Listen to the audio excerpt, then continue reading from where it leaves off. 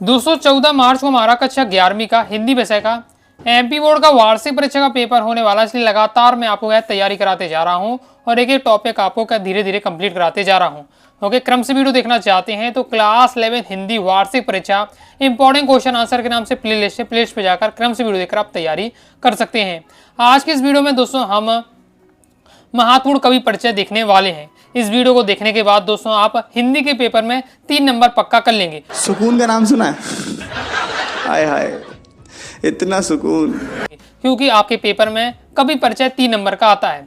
जैसा कि आप सभी को पता होगा, ये 3 नंबर का कवि परिचय आता है, 3 नंबर का लेखक परिचय आता है।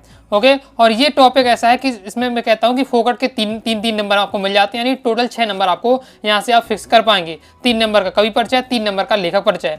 इस वीडियो में आपको महत्वपूर्ण कवि परिचय बता दूंगा और किस तरीके से आपको लिखना है उसको भी मैं आपको समझा दूंगा, कहाँ से आपको तैयार करना है वो भी मैं आपको बता दूंगा। नेक्स्ट वीडियो में आपको लेखक परिचय कवर करा दूंगा। ओके, पेपर में क्वेश्चन किस प्रकार से आता है? पेपर में आता है कि आपको क्या है, साहित्य परिचय देना है, इन कवियों का साहित्यिक परिचय लिखना है।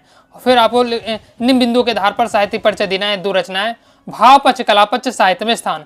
टोटल हमारा 3 नंबर का कवि परिचय रहता है, यानी 1 नंबर की रचनाएं हो जाती हैं, 1 नंबर की भाव पक्ष, कला पक्ष और 1 नंबर का साहित्य में स्थान, यानी इस प्रकार से टोटल 3 नंबर का कवि परिचय आपका रहता है।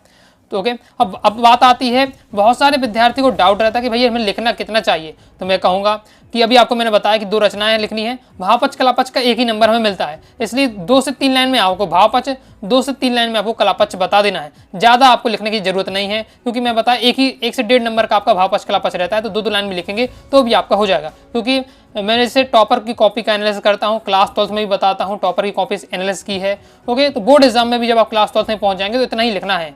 ओके, तो 2 लाइन लिखेंगे तो भी आपको पूरे मार्क्स दिए जाएंगे।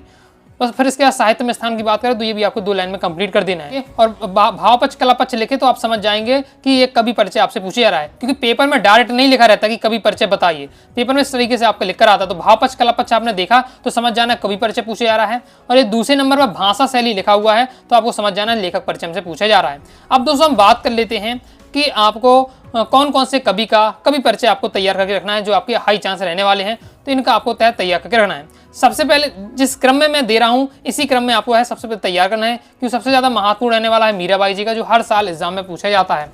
तो मीराबाई जी का, इसके बाद कबीरदास की। कबीरदास जी की बात करें तो अभी तक फाइनल एग्जाम में नहीं आया। त्रैमासिक अरदास में कई बार क्वेश्चन आ चुका है कबीरदास जी का कवि परिचय, लेकिन फाइनल एग्जाम में वार्षिक परीक्षा में कबीरदास से अभी तक पूछा नहीं गया। तो हाई चांस से कबीरदास जी का पूछा जा सकता है, तो कबीरदास का तैयार करना है। इसके बाद भवानी प्रसाद मिश्र। ओके, तो फिर इसके बाद दुष्यंत कुमार। ये चारों बहुत ज़्यादा इंपॉर्टेंट है। और मैं आपको बात बताऊं कि सबसे ज़्यादा आप कहें कि भैया ज़्यादा नहीं पढ़ पाऊंगा, 2-3 बता दीजिए, तो मैंने ऊपर के 3 मीराबाई, कबीरदास और भवानी प्रसाद में 2 से 3 देखिए आपको पढ़ के रखना पड़ेगा, तो उसमें से एक ना एक आपका आ जाएगा और आपके यहाँ से 3 नंबर फिक्स हो जाएंगे।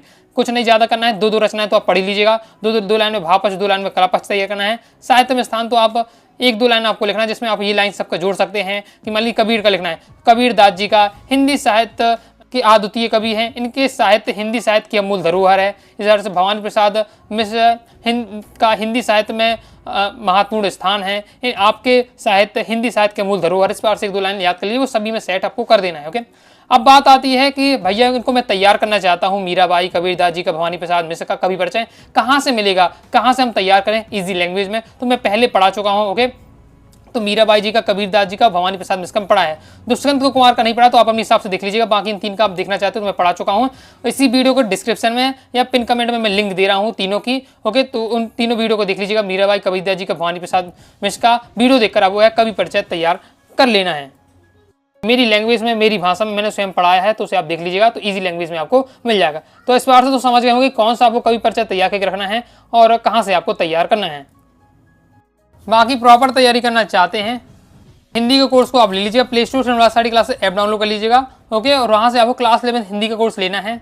हिंदी 80 कूपन कोड अप्लाई करिएगा तो 50 रुपये का आपको डिस्काउंट भी प्राप्त हो जाएगा, तो कम फीस में आपको पूरा मटेरियल मिल जाएगा, तो जिससे आप आसानी से तैयारी कर पाएंगे। वीडियो से लाइक आप जरूर दीजिएगा, टेलीग्राम चैनल, व्हाट्सएप ज्वाइन कर लीजिएगा। डाउट आता है क्या, उससे आप जरूर पूछिएगा। मिलते हैं नेक्स्ट वीडियो में, तब तक के लिए बाय बाय।